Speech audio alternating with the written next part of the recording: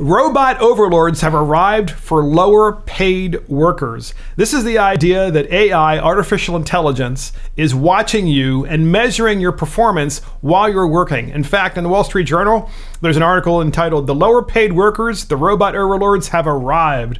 Software and algorithms are used to screen, hire, assign, and now terminate workers." Guys, thoughts on this? Hate it.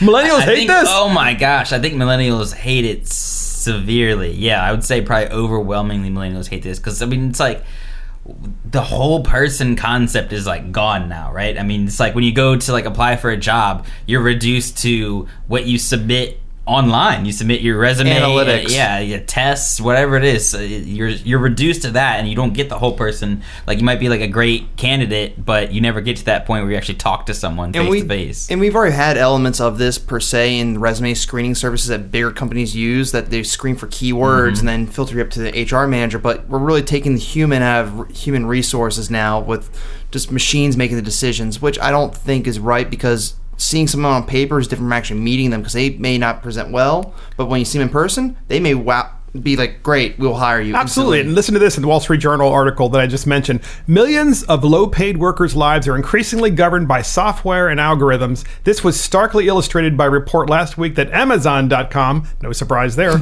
tracks the productivity of its employees and regularly fires those who underperform with little human intervention. In fact, in the state of Maryland, where there's a Amazon fulfillment center, 300 employees over the past 12 months have been terminated based on this software and algorithm system that they have in place, the AI system.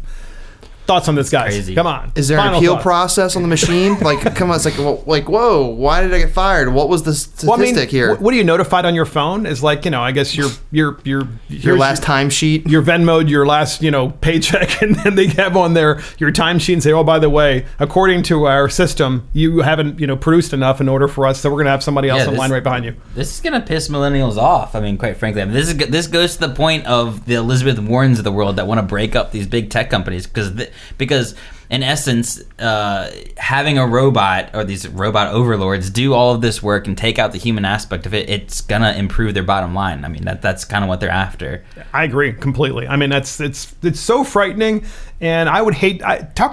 We talked about in the turn of the century, you had Henry Ford, who automated, of course, the assembly line and so forth, and you made cars this way, and everybody says so impersonal and so forth. I'm sure it was.